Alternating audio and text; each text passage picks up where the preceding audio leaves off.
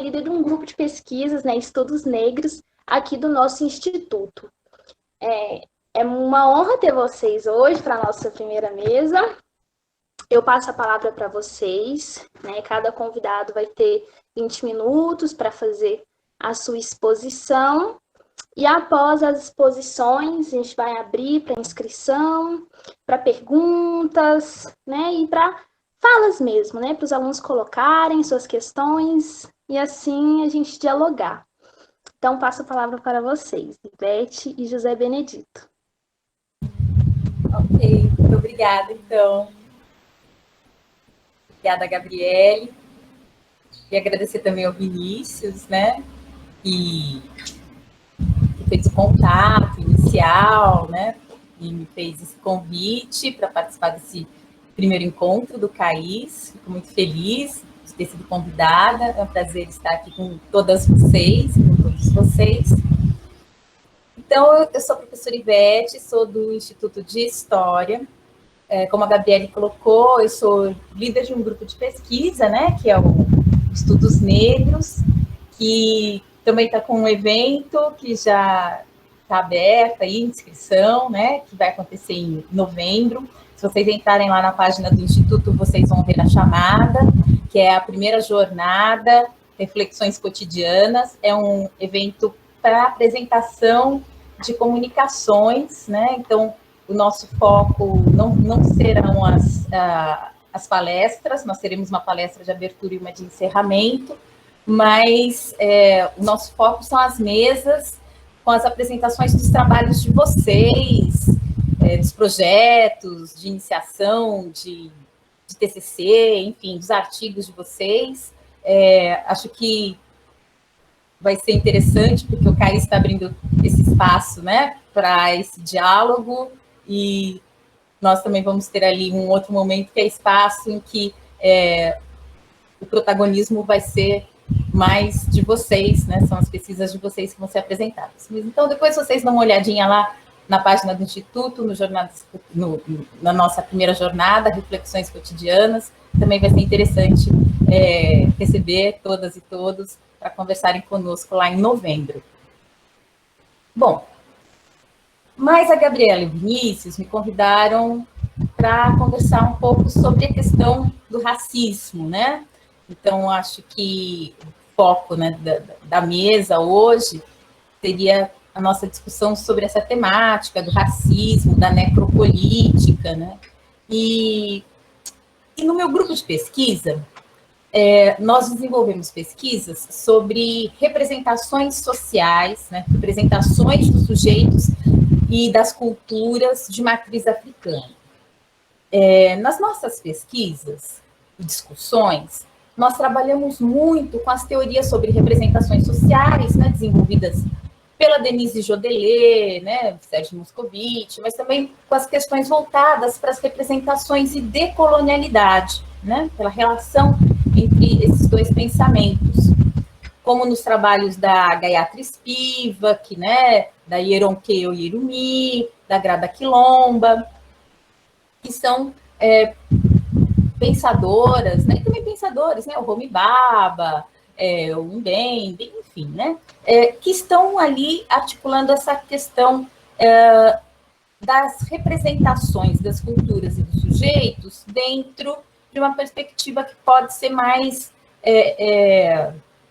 libertadora, né, que pode ser mais, eu acho que ampliada, né, e menos falseada, que seria essa da decolonialidade, que teria essa função, portanto, de nos libertar de algumas amarras aí que essa nossa herança colonial nos colocou.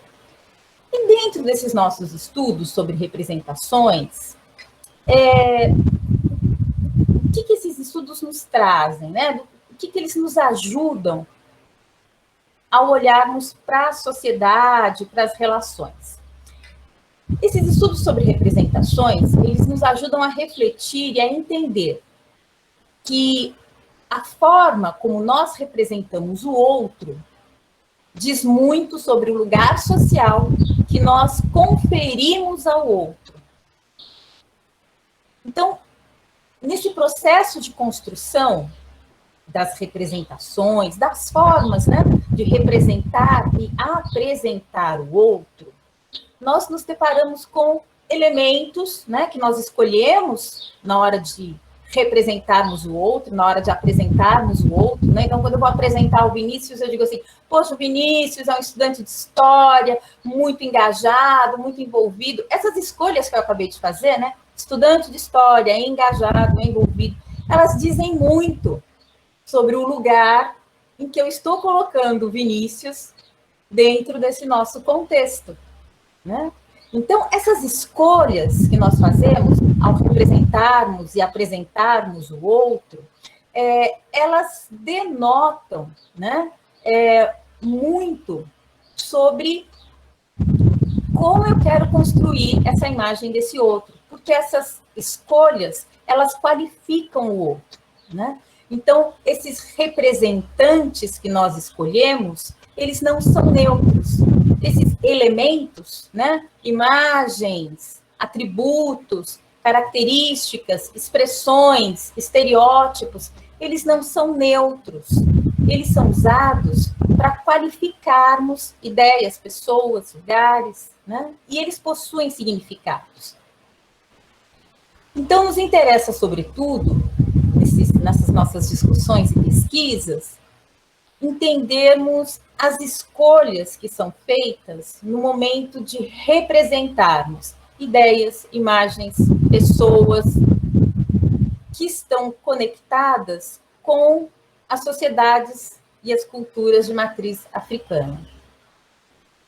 Então, entendermos, né, essas escolhas nos ajuda a entender um pouco desse lugar social que essas pessoas e essas culturas, né, conquistaram e o lugar que lhes são legados, né, nessa sociedade. Bom, é importante, né, fazer essa reflexão, né, de que lugar é esse, né, que nos concederam a partir dessas representações.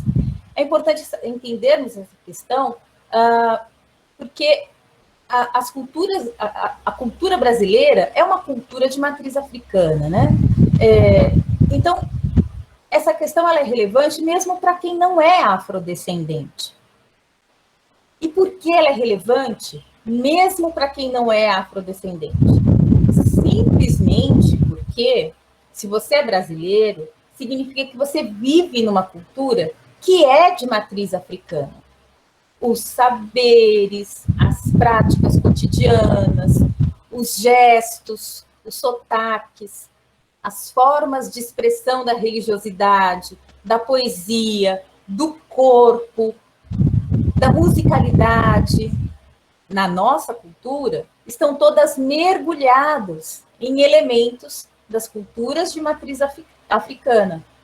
Não é possível entendermos a cultura brasileira sem entendermos a sua raiz, né, a raiz dessa cultura, que está fincada nas culturas da diáspora africana, né?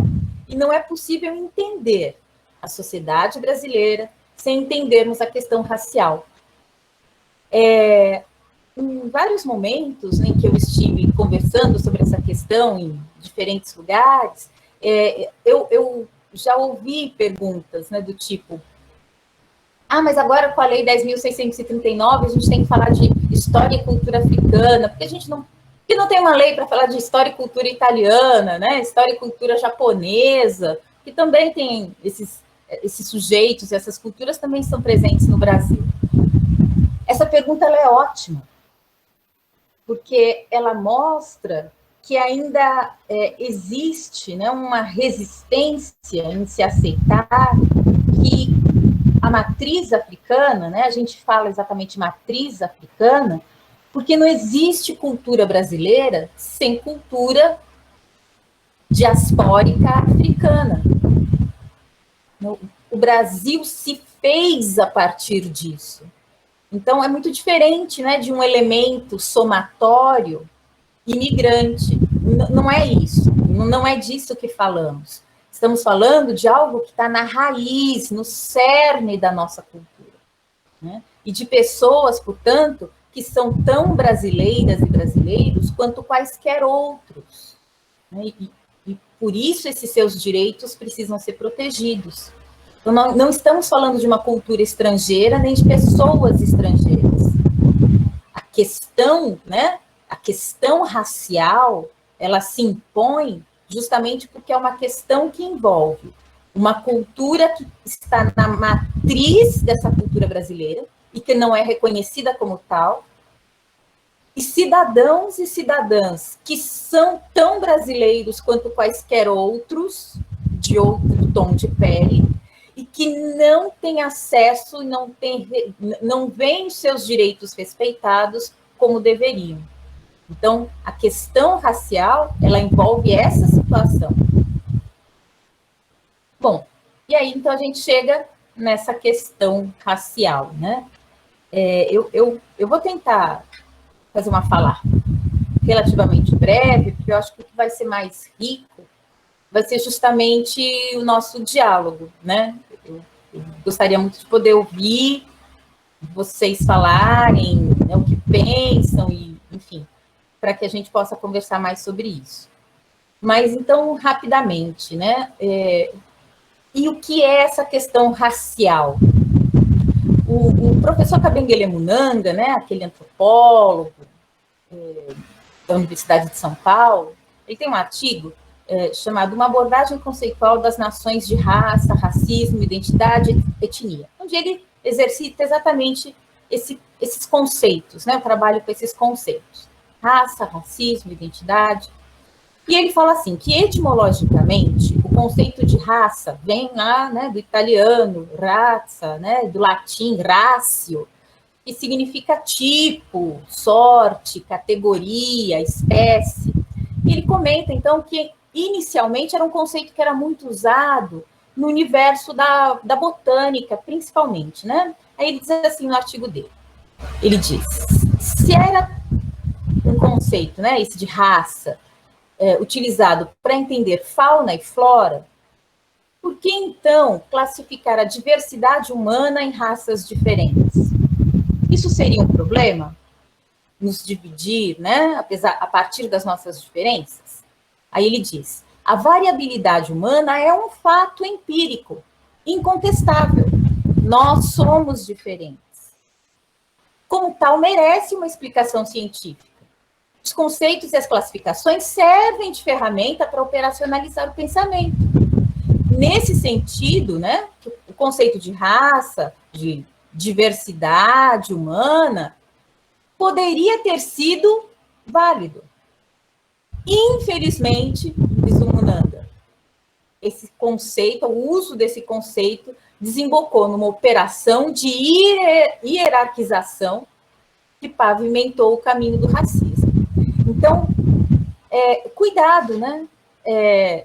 Reconhecer que somos diferentes, isso não é racismo.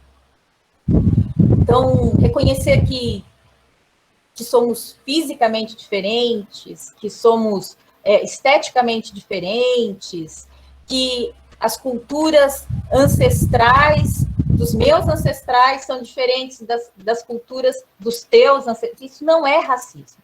Reconhecer as nossas diferenças. Todavia, ao utilizarmos essas diferenças como uma ferramenta, né, de operação de hierarquização, aí sim entramos no caminho do racismo. O problema não é identificarmos que temos cores, valores, experiências diferentes. O problema é transformarmos essas diferenças em escala de valor. Aí ele diz, a invalidação científica do conceito de raça não significa que todos os indivíduos ou todas as populações sejam geneticamente semelhantes. Os patrimônios genéticos são diferentes, mas essas diferenças não são suficientes para justificar uma classificação hierarquizada da humanidade. Então, quando nós falamos contra o racismo, nós estamos falando justamente sobre esse exercício, né, que a nossa sociedade fruto do colonialismo, esse exercício de nos hierarquizar em função da raça. Para nós que somos fruto do colonialismo, essa escala de valores ela está ligada a uma hierarquia que entende tudo o que nos remete às culturas e sujeitos, das culturas ameríndias e africanas e afrodescendentes, como inferiores, né? É assim que age essa chave de compreensão colonialista. E que entende o padrão branco, né, europeu, não apenas como superior, mas como normal, como padrão. Eu participei de uma banca muito bacana, um trabalho sobre branquitude. E a autora, ela fez entrevistas com professoras da rede, né? E ela perguntava sobre expressões como branquitude, privilégio branco, né? O que essas professoras e professores, o que eles pensavam sobre isso. E várias pessoas responderam, eu nunca pensei isso, porque eu sempre achei normal ser branca, ter o modelo de ideal de beleza como uma pessoa branca, né? Então, o que quer dizer isso? Que, me parece que esse é o normal, porque me parece que é a norma, né? É o padrão. Peraí, quem estipulou esse padrão? Esse pensamento, né? Esse pensamento colonialista, né? Norte-cêntrico. Ele definiu esse padrão. Ninguém veio na tua casa dizer que esse é o padrão, mas nesse convívio com essa nossa cultura foi o que nós apreendemos, né? Porque as representações do padrão, né? Eu já ouvi assim, nossa, você não tem cara de professora universitária. Por que será que eu não tenho cara de professora universitária? Vocês têm ideia do porquê? Eu tenho. Então, o que é a cara, né, da professora universitária? Não sou eu, né? Então, por causa da minha cor, né?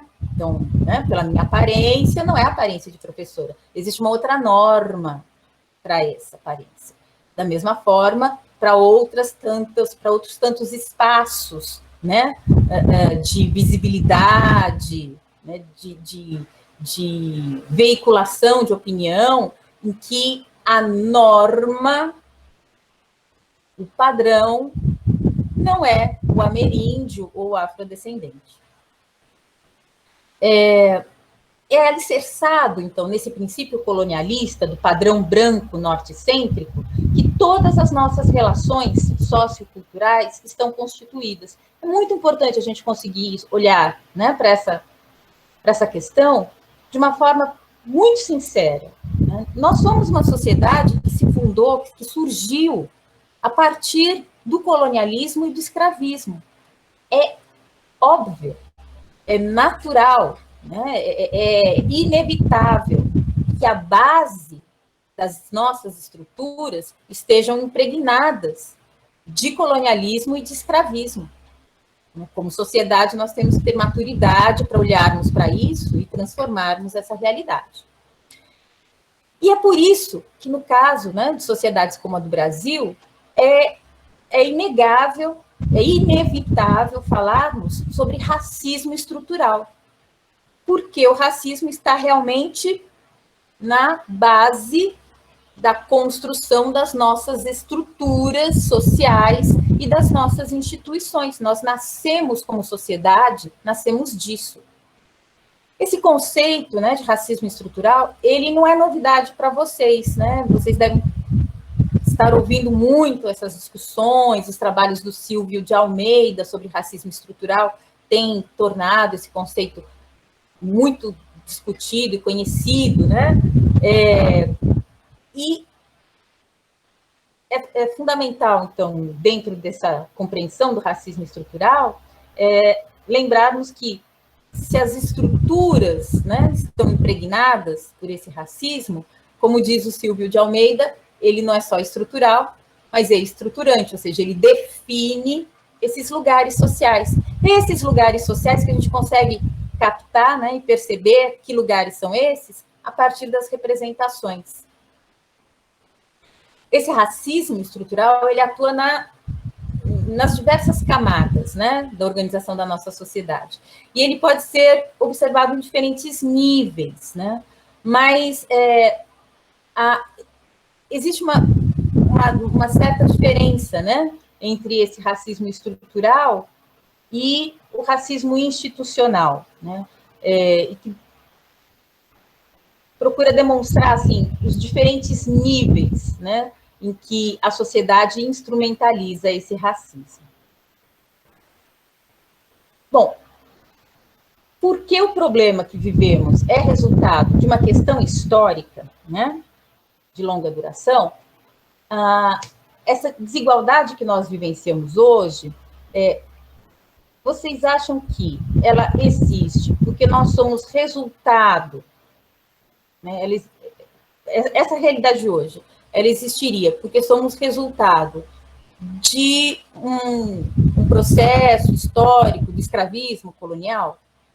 Então, na opinião de vocês, os jovens negros são assassinados, as mulheres negras são as que ganham menos, as que são o maior número entre aquelas que têm empregos informais.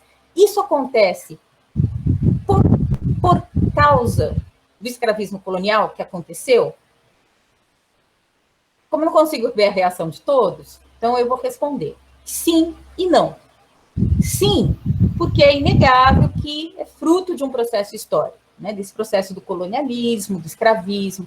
Então, o racismo que nós vivemos hoje é resultado, né, desse processo histórico que teve início, né, aí no século XVI, para nós aqui no Brasil, e prosseguiu, portanto. Então, é sim, claro, fruto desse processo que teve início há 500 anos atrás.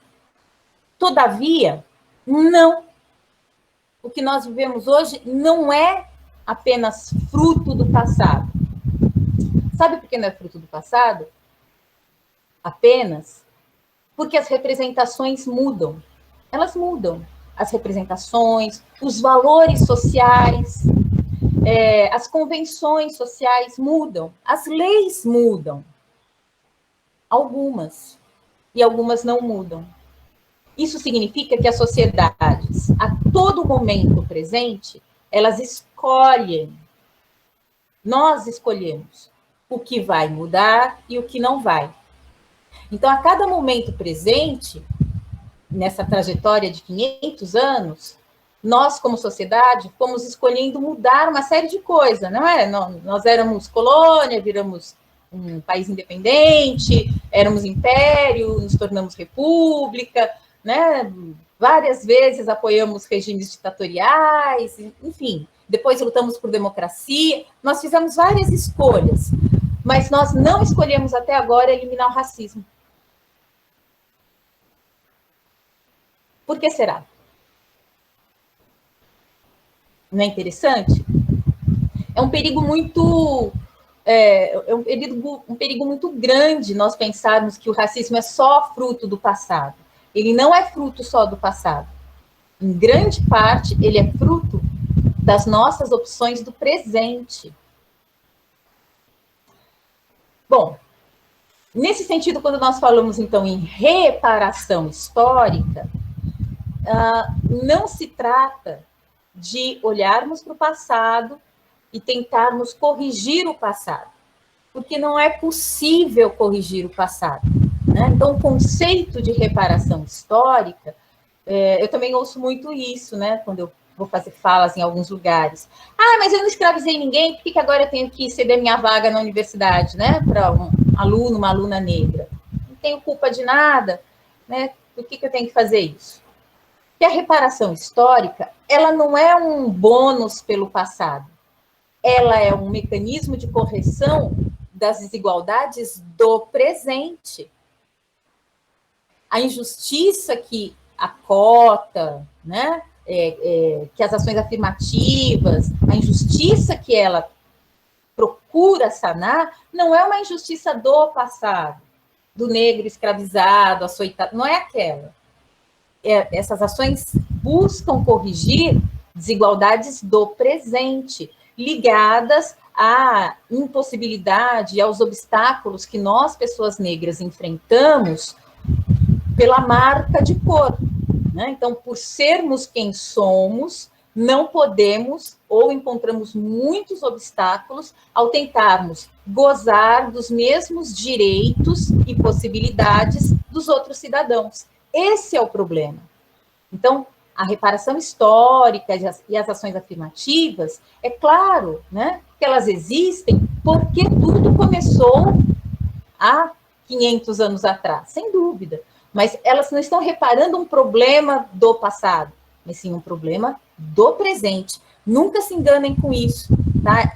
Essa é uma falácia que o discurso colonialista e racista muitas vezes tenta empregar, né? A de que nós estaríamos tentando corrigir um erro do passado, corrigir o passado. Não se corrige o passado, nós somos historiadores e nós sabemos disso, né? O passado aconteceu, a gente pode tentar recuperar as várias visões, as várias leituras, mas isso não altera o passado.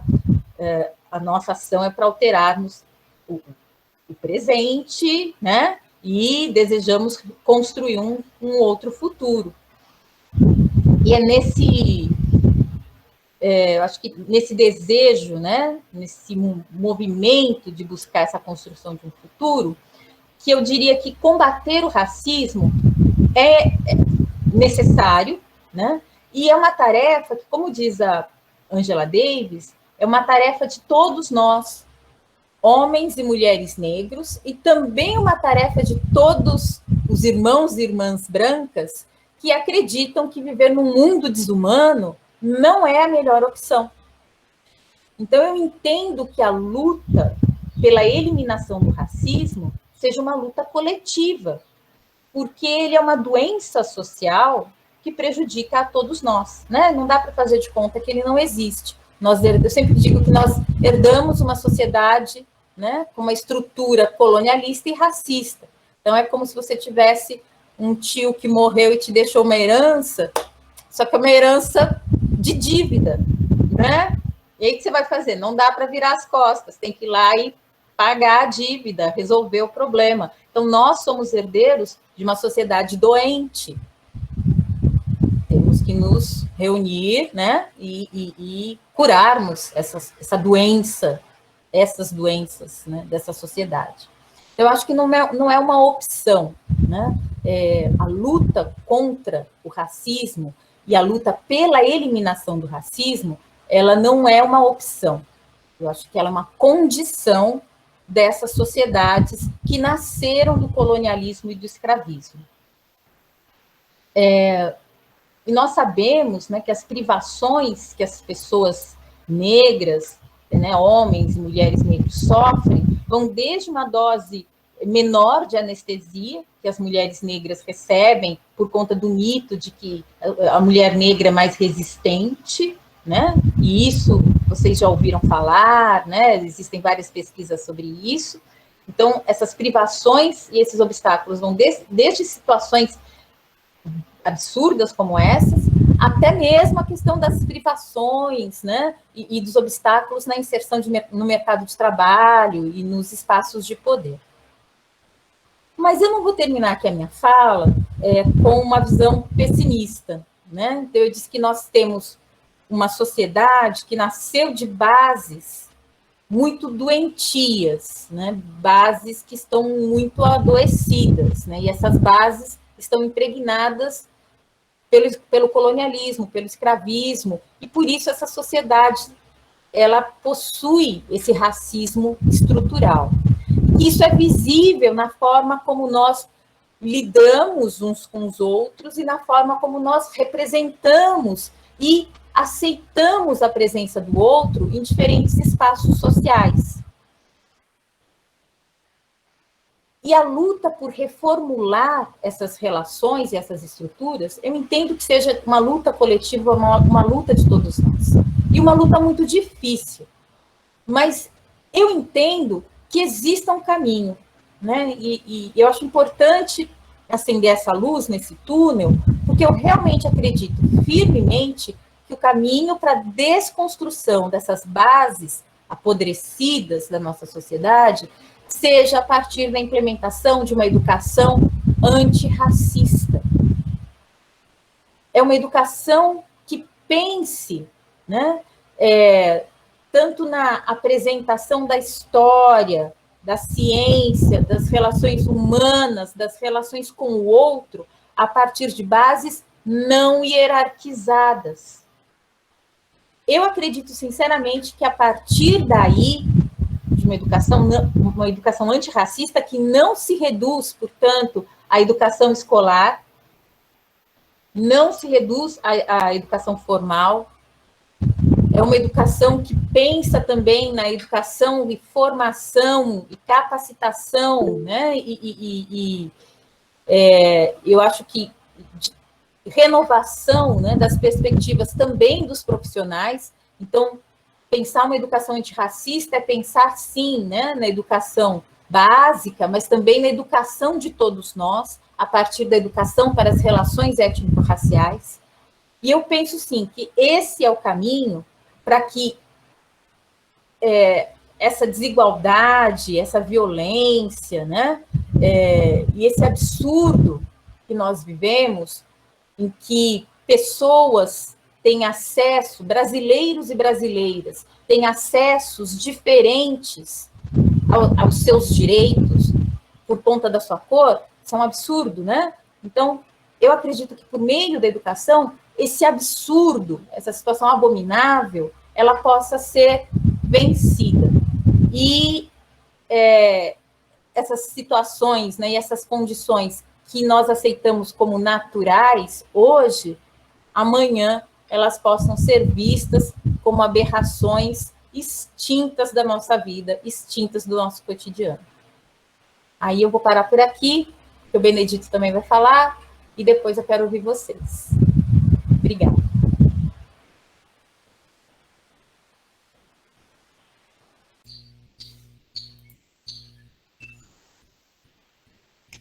Muito bem. Boa tarde para todo mundo, né? Para todos, para todas. Eu acho que depois da fala da professora Ivete, fica difícil completar qualquer coisa aqui, né, pessoal? É uma fala muito consistente, muito interessante, e apresentou e fundamentou tudo que havia de mais importante a respeito da temática de hoje. Então, restou para mim, né, um pequeno aspecto que eu queria desenvolver, que inclusive é parte, né, de estudos que eu estava desenvolvendo mesmo, e que até falei ontem num outro evento. Como a gente colocou lá, né, no cartaz desde o início, um dos temas que eu estudei, né, ao longo da minha pesquisa de doutorado foi da intolerância religiosa. Foi um estudo sobre a intolerância religiosa na Europa, onde eu tentei compreender o conceito de intolerância e concluímos algumas coisas, dentre elas, que a intolerância ela não é apenas religiosa, ela era também civil, né? Então, não aceitar a religião do outro era não aceitar os direitos civis da outra pessoa. É claro que da Europa do século XVIII, que é onde eu centro meus estudos, até o Brasil do século XXI, muita coisa mudou, muitas transformações ocorreram, como a professora bem lembrou, né, a questão das representações sociais, que acabam refletindo na conceituação filosófica.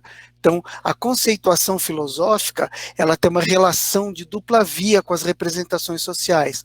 Por um lado, a conceituação é influenciada pelas representações. Por outro, ainda que minimamente, ela também ajuda a consolidar essas representações.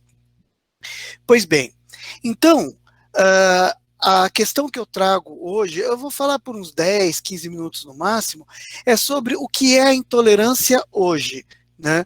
É claro que nós ainda temos a intolerância religiosa no Brasil, bastante manifesta, né? Mas há outra forma de intolerância também, que é o racismo. Em que medida que o racismo é uma forma de intolerância? Bem, historicamente, a intolerância representava a diferenciação de direitos civis, portanto, direitos políticos, por parte dos cidadãos. Então, havia cidadãos com plenos direitos e havia cidadãos com menos direitos, né? E isso se dá, geralmente, em relação a um critério. Qual é o critério para eu conceder mais ou menos direitos? A religião foi, até a segunda metade do século XX, um dos principais critérios de diferenciação de participação nos direitos políticos e civis. Mas sabemos também, nós, um país de herança escravagista, que a cor da pele também foi um critério de diferenciação de direitos políticos, portanto, direitos civis, né? Então, as pessoas negras não tinham os mesmos direitos das pessoas brancas. Isso, um fenômeno em toda a América, mas vamos localizar a nossa discussão hoje, né, nesse sábado à tarde, que até esqueci de agradecer, todo mundo, agradeço pelo convite, agradeço por terem reorganizado esse evento, né. Então, nós estamos aqui no sábado à tarde hoje discutindo justamente porque queremos pensar a nossa realidade, né, e na nossa realidade histórica, nós chegamos a um ponto em que a cor da pele era um fator de diferenciação de direitos. Então, as pessoas negras, elas tinham menos direitos que as pessoas brancas. Ora, pois bem, chegando no século XX, essa realidade vai mudando aos poucos, até que muda completamente. E hoje, nós temos uma sociedade na qual os direitos são iguais, né? No entanto, onde está o problema, né? O problema está justamente no binômio racismo e intolerância. Então, o que é intolerável hoje? O que o discurso racista não tolera? E esse discurso se torna uma prática social. Então, o que a prática social não tolera? Não tolera que as pessoas negras ocupem um lugar social que, no imaginário, nas representações sociais das pessoas brancas, não lhes cabe. É aí que o fenômeno da intolerância hoje está tão vivo no Brasil quanto foi, no caso, né, da Europa do século XVI até o século XVIII. Uma intolerância que se transforma em prática social. É por isso que, como a professora narrou, as pessoas negras, mesmo tendo direitos, têm dificuldade de que esses direitos sejam efetivados, por causa das representações sociais intolerantes fundadas no racismo. Do ponto de vista da filosofia, o que isto significa? Significa que um determinado grupo social é ontologicamente desqualificado de sua humanidade. É considerado, portanto, uma forma de humanidade inferior. Por isso que eu gosto muito dessa expressão, ontologicamente desqualificado, porque é como ser, né? A ontologia, né, a área da filosofia que estuda o ser. Então, se os direitos são iguais, ok, mas há nesse discurso racista uma ontologia que considera que as pessoas negras são humanamente inferiores. Pois bem, é claro que se você perguntar isso por aí, ninguém vai admitir, né, que pensa dessa maneira. Se você perguntar, ninguém é racista, né?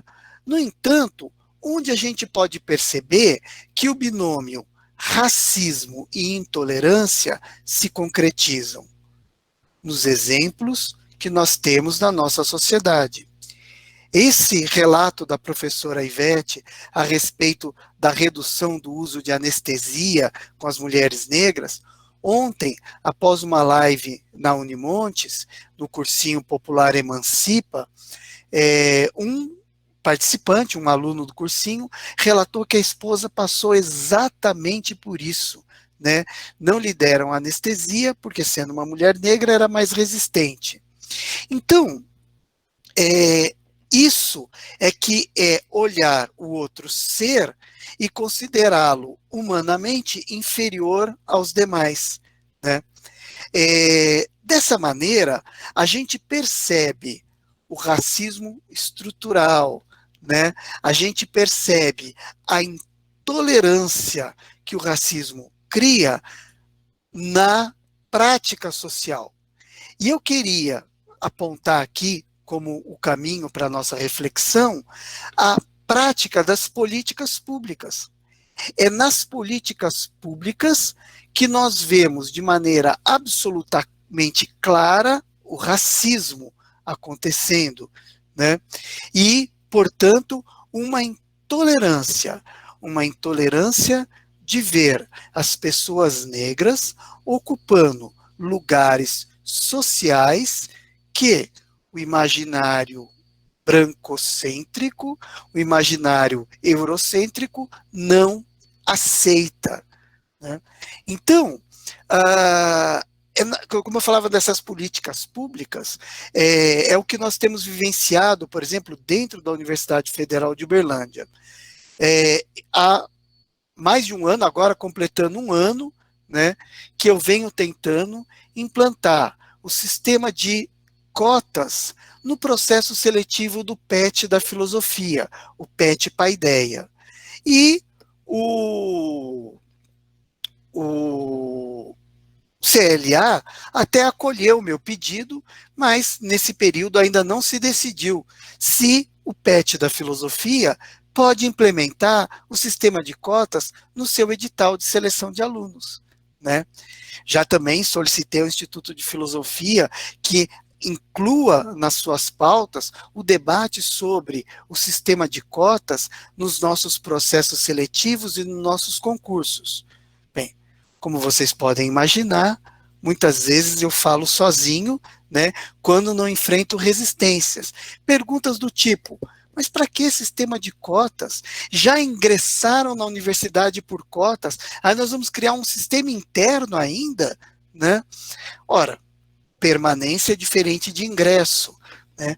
Outras pessoas perguntam: mas o cargo de professor universitário é um cargo que exige um amplo conhecimento. Será que o sistema de cotas não vai acabar prejudicando esse processo seletivo, né?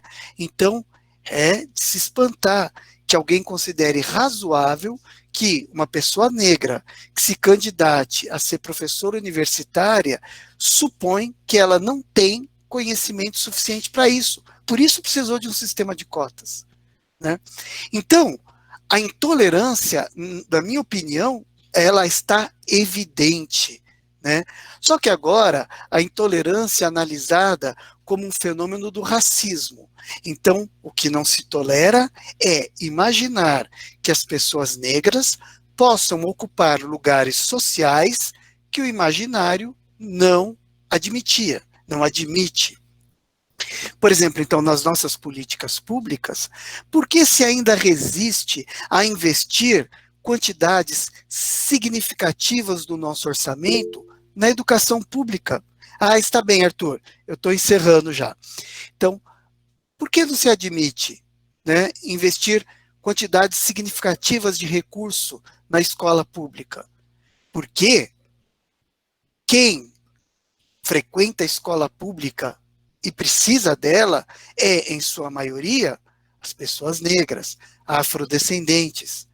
Por que o sistema público de saúde vem sendo atacado e desmontado constantemente, e agora de maneira mais ácida nesses últimos governos federais, esses 2 últimos governos federais?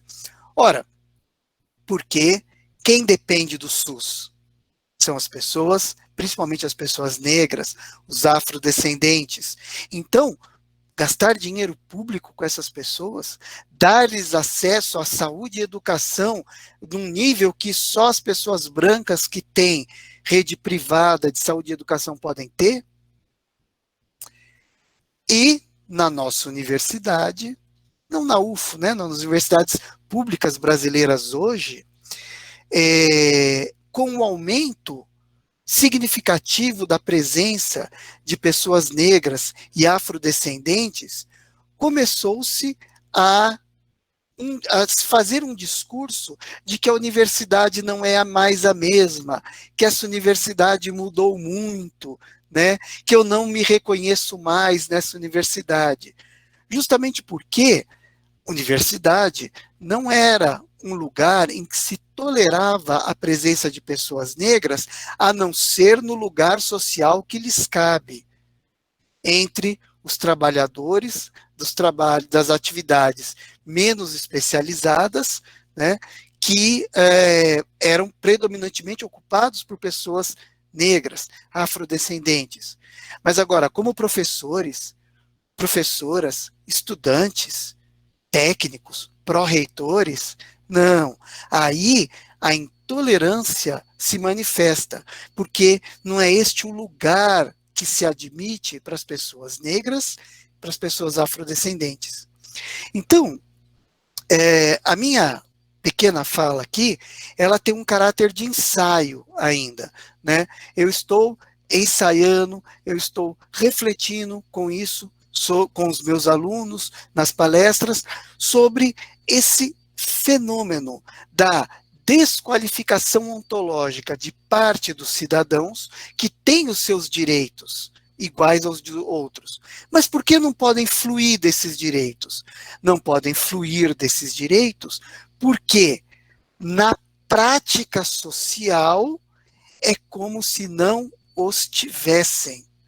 Então, na letra da lei tem, mas na prática social é como se não os tivessem. Mas por que isso acontece? Isso acontece porque há uma representação social de que essas pessoas negras, essas pessoas afrodescendentes, apesar de terem os direitos como cidadãos, não podem fluir desses direitos plenamente, porque não é o lugar social que lhes cabe. É aí que a intolerância, fundada num racismo estrutural, um racismo que adentra as representações sociais, tem demarcado sua presença. E é por isso que se você perguntar para qualquer pessoa se ela é racista, ela vai dizer, eu não sou. No entanto, quando a gente olha para as universidades, vê que a presença das pessoas negras vai ficando cada vez menor, né? Quanto maior sobe o extrato da renda, quando a gente vê que o serviço público destinado às pessoas pobres, às pessoas negras, afrodescendentes, é sempre não só de má qualidade, mas principalmente há sempre uma luta para retirar recursos desses recursos públicos, né? Tirar recursos que os fariam ter mais, as pessoas terem mais acesso àquilo que é um direito delas. Então, hoje nós temos uma sociedade intolerante e racista. E o que é intolerância e racismo? Lugar social que o imaginário atual não lhes concede. Para encerrar, eu vou fazer uma pequena observação que eu tenho feito. No mundo do futebol, hoje é comum a presença de pessoas negras jogando bola.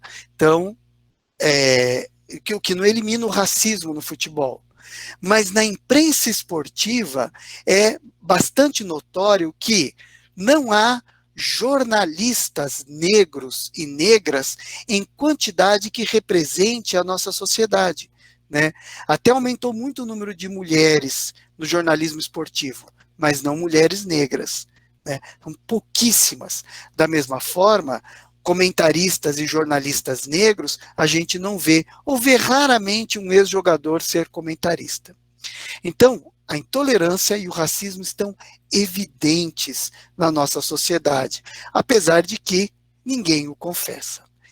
Bom, era isso que eu queria apresentar para vocês. Eu passo agora a palavra aos organizadores e às organizadoras do nosso evento. Muito obrigado. Ai, muito obrigada. Vocês foram incríveis na apresentação de vocês. E a gente tem uma perguntinha no chat. Aí eu queria dizer que o Arthur está organizando as inscrições. Vão ser as falas de 4 minutos. Então, os estudantes que quiserem falar alguma coisa podem se inscrever ou digitar a pergunta no chat. Até agora nós temos a pergunta da Ana Clara. Vou entrar aqui. Ela fez a pergunta para a professora Ivete. Ela falou assim: o fato de não termos um projeto forte de antirracismo se dá porque o racismo é importante para a manutenção do capitalismo? Então, foi a pergunta da Ana Clara para a professora Ivete. Obrigada, Gabriele. Eu até tinha visto mesmo, né, no chat a pergunta, e eu também vi que o Vinícius colocou os links. Nossa, o Vinícius muito rápido, né? Ele colocou